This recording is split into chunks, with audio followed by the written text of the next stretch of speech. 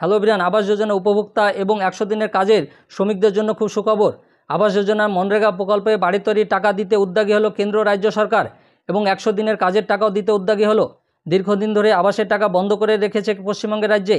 এবার কেন্দ্র সরকার টাকা দিতে উদ্যোগী হলে মুখ্যমন্ত্রী ঘোষণা করেছে কেন্দ্র ও টাকা না দিলেও ডিসেম্বরে রাজ্য সরকার বাড়ির টাকা দিয়ে দিবে।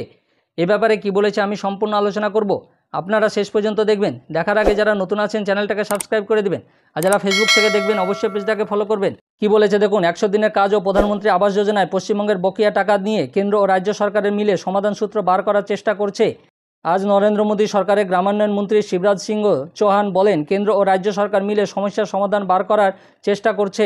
এই বকেয়া উদ্ধারে রাজ্য সরকার ও কেন্দ্রের সঙ্গে বৈঠক চাইছে। প্রশাসনিক সূত্রের দাবি, এই লক্ষ্যে কেন্দ্র গ্রামান্বয়ন মন্ত্রকে বার্তা পাঠিয়েছে রাজ্য সরকার, যদিও সেখান থেকে এখনও পর্যন্ত কোনো উত্তর পায়নি রাজ্য। 100 দিনের কাজের প্রকল্প বা MGNREGA ও এবং প্রধানমন্ত্রী আবাস যোজনা দুর্নীতি অনিয়মের অভিযোগের জেরে দুই প্রকল্পের দীর্ঘদিন ধরে কেন্দ্র সরকারের টাকা আটকে রেখেছে। এই নিয়ে রাজনৈতিক টানাপোড়েন পারস্পরিক দোষারোপ দীর্ঘদিন ধরে চলছে, কিন্তু তার ফলে যে সাধারণ মানুষেরই সমস্যা হচ্ছে তাও কেন্দ্র সরকার বুঝতে পারছে। তৃতীয় মোদী সরকারের গ্রামান্বয়ন মন্ত্রকের দায়িত্ব পাওয়ার পরে শুক্রবার এ বিষয়ে প্রথমবার মুখ খুলে শিবরাজ বলেন, আমরা কোনো রাজ্যকে বঞ্চিত করতে চাই না, কিন্তু অনিয়মের অভিযোগ উঠেছিল। এখন প্রধানমন্ত্রী আবাস যোজনা যদি নাম বদলে ফেলা হয় তাহলে কি করা যাবে, কিন্তু এর ফলে সাধারণ মানুষের সমস্যা নিয়ে প্রশ্নের উত্তরে শিবরাজ জানান, কেন্দ্র ও রাজ্য সরকার মিলে সমস্যা সমাধানের চেষ্টা করছে।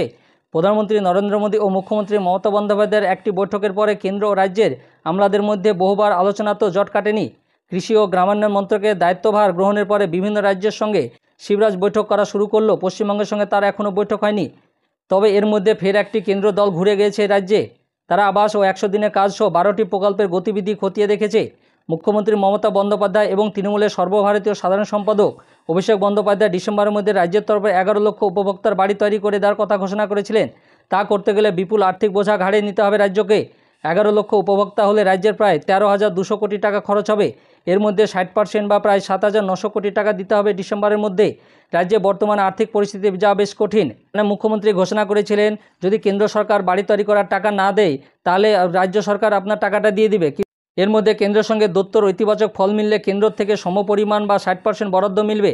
রাজ্যের বোঝা অনেকটা কমে যাবে। সেই দিক থেকে কেন্দ্রের সঙ্গে বৈঠকের আগ্রহ তাৎপর্যপূর্ণ। তৃতীয় মোদী সরকার গ্রামে নতুন 2 কোটি বাড়ি তৈরির লক্ষ্য ঘোষণা করেছে। আবাস যোজনা শহরও 1 কোটি বাড়ি তৈরি হবে। 17 সেপ্টেম্বর তৃতীয় মোদী সরকার 100 দিন পূর্ণ হয়েছে। ওই দিন প্রধানমন্ত্রীর জন্মদিন। সেদিন প্রধানমন্ত্রী নতুন উপভোক্তাদের অ্যাকাউন্টে প্রথম কিস্তির টাকা তুলে দেবেন। এদিকে 2022 মার্চ থেকে পশ্চিমবঙ্গের 100 দিনের কাজের টাকা আটকে রয়েছে। এই মুহূর্তে বকেয়ার পরিমাণ 5,553 কোটি টাকা। প্রধানমন্ত্রী আবাস যোজনা গ্রামীণ প্রকল্পে বকেয়ার পরিমাণ 8,412 কোটি টাকা।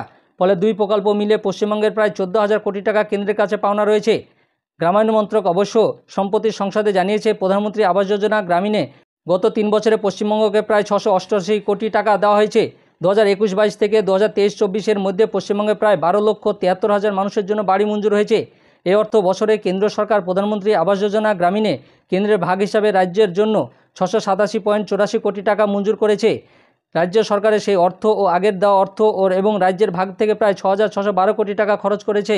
কেন্দ্র রাজ্য বাড়ি তৈরির টাকা নিয়ে জট কাটলে সাধারণ মানুষের খুব উপকৃত হবে এবং 100 দিনের কাজ নিয়েও কেন্দ্র রাজ্যের জট কাটার সম্ভাবনা রয়েছে।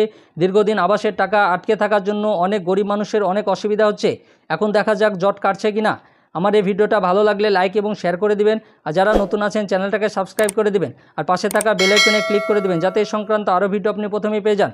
আর যারা ফেসবুক থেকে দেখবেন অবশ্যই পেজটাকে ফলো করবেন। ধন্যবাদ।